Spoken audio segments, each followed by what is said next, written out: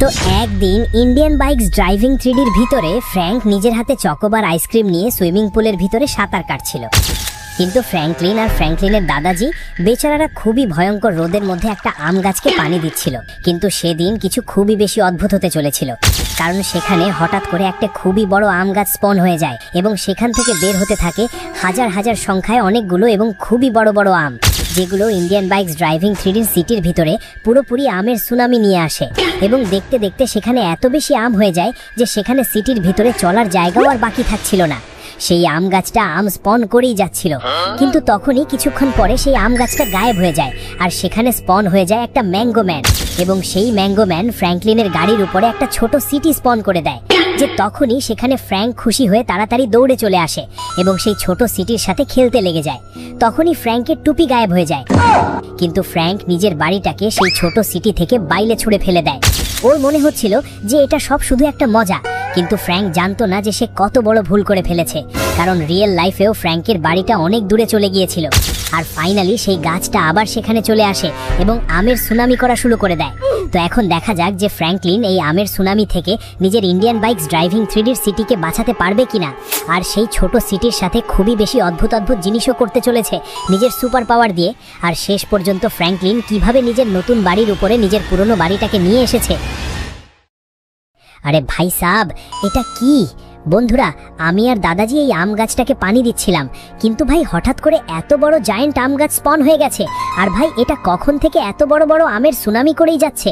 আর ভাই এখান থেকে আমার বাড়ি বের হয়ে চলে গেছে, আর এখানে খুবই বড় একটা গর্ত হয়ে গেছে। আর নিচে কি আছে ভাই? এটা তো একটা মনস্টার মনে হচ্ছে। আরে ভাই, এটা তো সেই ম্যাঙ্গো ম্যান মনে হচ্ছে, যে ভাই ছোট সিটি স্পন করেছে আর ফ্র্যাঙ্ক ভুল করে নিজের বাড়িটাকে উড়িয়ে দিয়েছে ইয়ার। আরে ভাই, সেই ম্যাঙ্গো ম্যান তো খুব আরামে ডান্স করছে। আরে ইয়ার দাদাজি, আপনি বলুন এখন করি তো করি কি? ইয়ার ফ্র্যাঙ্ক খুবই বড় ভুল করে ফেলেছে। আরে বেটা, একটা কাজ করি, এই জায়গায় নিজের পুরনো বাড়িটাকে নিয়ে আসি। আরে বাহ দাদাজি, আপনি তো একদম ঠিক বলছেন। নিজের নতুন বাড়ি না থাকলে কি হয়েছে বন্ধুরা, আমাদের কাছে পুরনো বাড়ি তো আছে না। আমরা একটা কাজ করি, এর উপরে না পুরনো বাড়িটাকে নিয়ে আসি এবং এই গর্তটাকে তাড়াতাড়ি এখানে বন্ধ করে দিই, না হলে ভাই সেই ম্যাঙ্গো ম্যান যে কোনো সময় বাইরে বেরিয়ে আসতে পারে। ফ্র্যাঙ্কলিন ভাইয়া, আপনি কি আমার সাহায্য করবেন? আরে ইয়ার ফ্র্যাঙ্ক, তোর আবার কি সাহায্যের দরকার?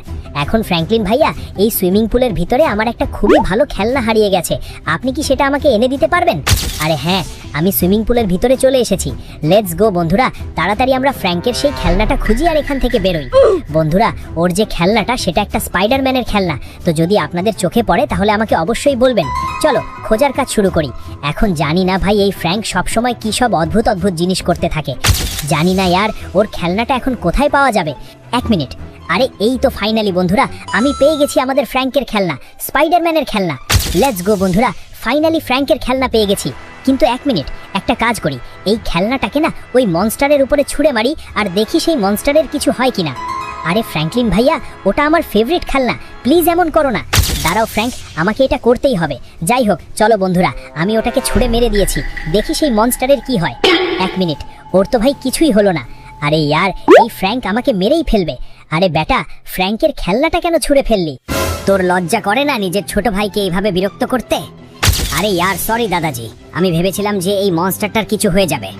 এক মিনিট, বাইরে থেকে ভাই খুবই অদ্ভুত ধরনের চিৎকার করার আওয়াজ আসছে, মনে হচ্ছে কোনো একটা প্রাণী চিৎকার করছে। আরে এটা আবার কি? এখানে তো ছোট ডাইনোসর আছে।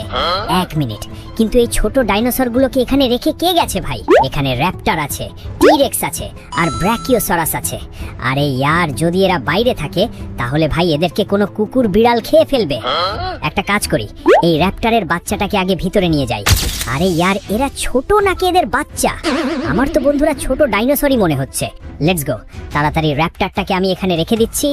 অলরাইট, আর বন্ধুরা তাড়াতাড়ি ভিডিওটাকে লাইক করে দাও, আর যদি তোমরা লাইক করে থাকো তাহলে তাড়াতাড়ি কমেন্টে জানাও যে তোমাদের কোন খেলনাটা সবচেয়ে বেশি পছন্দ। চলো তাড়াতাড়ি একটা কাজ করি, ব্র্যাকিওসরাসটাকে নিয়ে আসি। এই যে আমাদের ব্র্যাকিওসরাস, আয় বাচ্চারা, লেটস গো। বন্ধুরা, এই ব্র্যাকিওসরাসটাকেও তাড়াতাড়ি সেই আম গাছটার পাশে রেখে আসি। আরে ভাই, এত বেশি আম হয়ে গেছে যে আমি নিজেই রাস্তা ভুলে গিয়েছিলাম। লেটস গো, একটা কাজ করি, এটাকে এর বন্ধুর পাশেই রাখি, না হলে ভাই এরা সবাই খুব জোরে জোরে চিৎকার করবে। যাই হোক, এরা পরে এত বড় বড় ডাইনোসর হবে, এখনই তো ভাই এত ছোটই থাকবে, কিন্তু দেখতে দেখতে এরা এত বড় হয়ে যাবে যে আমরা ভাই কল্পনাও করতে পারবো না। লেটস গো, ফাইনালি এই টিরেক্সের বাচ্চাটাকেও সেখানে রেখে আসি। ভাই এই টিরেক্সটা খুবই বেশি বিপজ্জনক হয়, আপাতত এটাকে এখানেই রেখে দিই।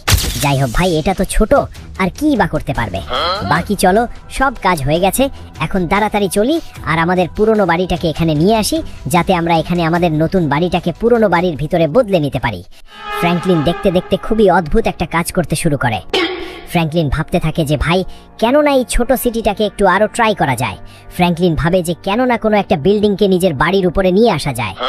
ফ্র্যাঙ্কলিন দেখতে শুরু করে যে কোন বিল্ডিংটাকে সে সেখানে নিয়ে আসতে পারে। তারপর ফ্র্যাঙ্কলিন দেখে যে ইন্ডিয়ান বাইকস ড্রাইভিং 3D এর সিটির ভিতরে একটা সবচেয়ে উঁচু বিল্ডিং আছে। তখনই ফ্র্যাঙ্কলিন নিজের হাত উপরে তোলে আর নিজের হাতটাকে ভাই পুরোপুরি স্ট্রেচ করে লম্বা করে সেই বিল্ডিংটাকে ধরে ফেলে, এবং সেই বিল্ডিংটাকে ফ্র্যাঙ্কলিন ধীরে ধীরে নিজের বাড়ির দিকে নিয়ে আসার চেষ্টা করতে থাকে। কিন্তু সেই বিল্ডিংটা ফ্র্যাঙ্কলিনের হাতে আসছিলই না।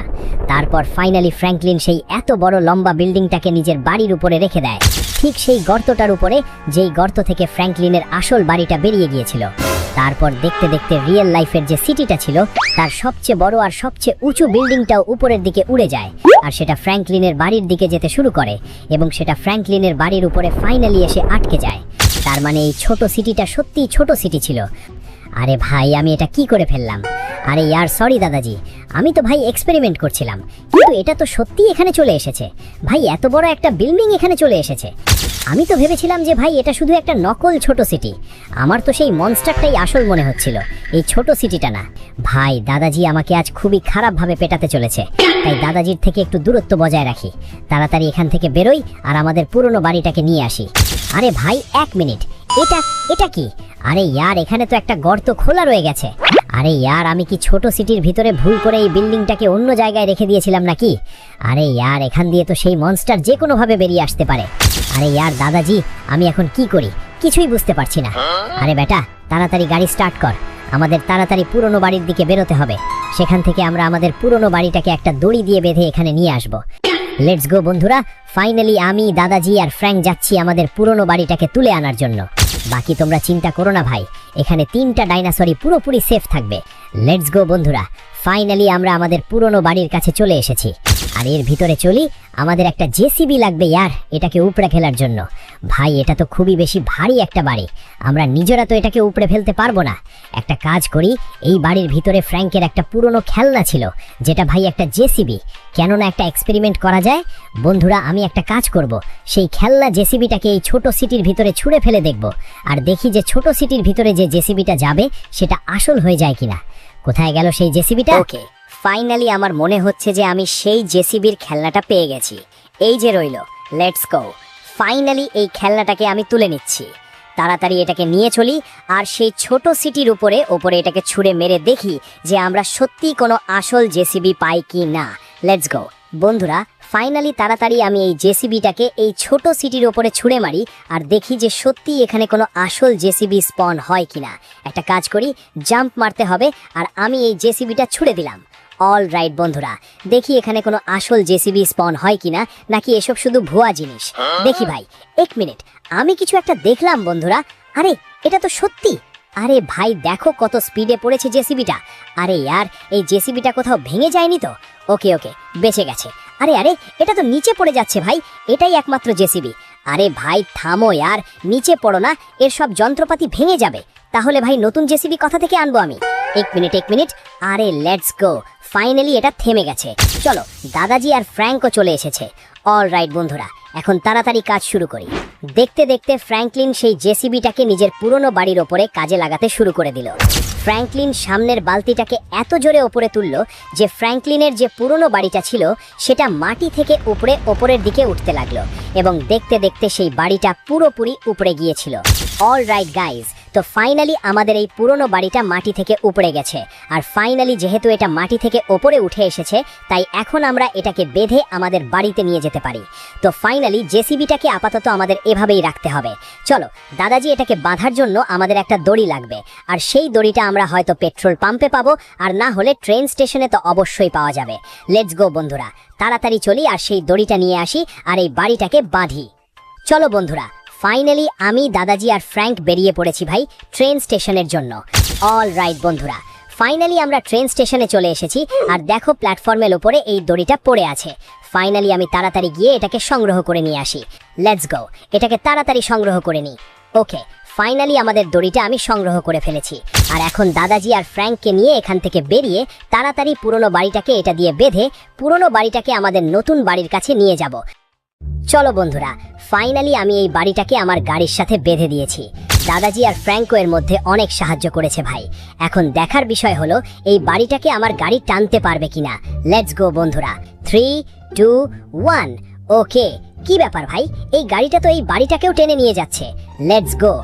কিন্তু এটা দেখো, আমার মনে হচ্ছে যে এই ছোট সিটির পাওয়ারের কারণেই আমরা এত সহজে এই এত ভারী বাড়িটাকে টানতে পারছি। ফাইনালি বন্ধুরা, আমাদের বাড়ি চলে এসেছে। আর এখান থেকে আমি সেই বিল্ডিংটাকে দেখতে পাচ্ছি যেটাকে ভাই আমি ভুল করে এক্সপেরিমেন্ট করতে গিয়ে এখানে রেখে দিয়েছিলাম। এই বিল্ডিংটাকেও ভাই আগে সরাতে হবে, তারপরই আমরা আমাদের পুরনো বাড়িটাকে এখানে রাখতে পারবো। আরে ভাই, এই এনপিসি জানি না মাঝখানে কোথা থেকে চলে আসে। কোনো না কোনো দিন তো ভাই এই এনপিসি আমার হাতেই মার খাবে। অল রাইট, একটা কাজ করি বন্ধুরা, গাড়িটাকে এখানেই থামাই আর নিচে নেমে দেখি ব্যাপারটা কেমন চলছে। আরে यार, এটা কি হয়ে গেল? এই বাড়িটা তো বাঁকা হয়ে গেছে। লেটস গো, দেখি কি হয়। তো ফাইনালি ফ্র্যাঙ্কলিন, ফ্র্যাঙ্ক আর দাদাজি মিলে অনেক পরিশ্রম করে তাদের সেই পুরনো বাড়িটাকে নতুন বাড়ির জায়গায় বসিয়ে দিল। আর সবার আগে তারা সেখানে ছোট সিটির সাহায্যে সেই বিল্ডিংটাকেও সরিয়ে দিয়েছিল। ফাইনালি সেই পুরনো বাড়িটা সেখানে বসে গিয়েছিল। কিন্তু ভাই, সেই আম গাছটাও সেখানে চলে এসেছিল। ফ্র্যাঙ্কলিন আর সবাই মিলে সব আম সেখান থেকে সরিয়ে দিয়েছিল। কিন্তু বন্ধুরা, কাজ এখনো শেষ হয়নি, কারণ ফ্র্যাঙ্কলিনের বাড়ির নিচে যে গর্তটা ছিল সেটা এখন আবার চিরদিনের জন্য খুলে গিয়েছিল। কিন্তু ফ্র্যাঙ্কলিন যখনই তার ভিতরে তাকালো, তখন সে দেখলো যে সেখানে এখনো একটা ম্যাঙ্গোম্যান মনস্টার উপস্থিত আছে। তার কারণেই সেখানে আমের সুনামি সব সময় আসতে থাকতো। তো দেখা যাক ফ্র্যাঙ্কলিন এই গর্তের ভিতরে পড়ে নিজের সিটিকে বাঁচাতে পারবে কিনা, নাকি সে চিরদিনের জন্য সেই মনস্টারের হাতে মারা যাবে। দেখা হবে পরের ভিডিওতে। ততক্ষণ পর্যন্ত নিজের খেয়াল রেখো।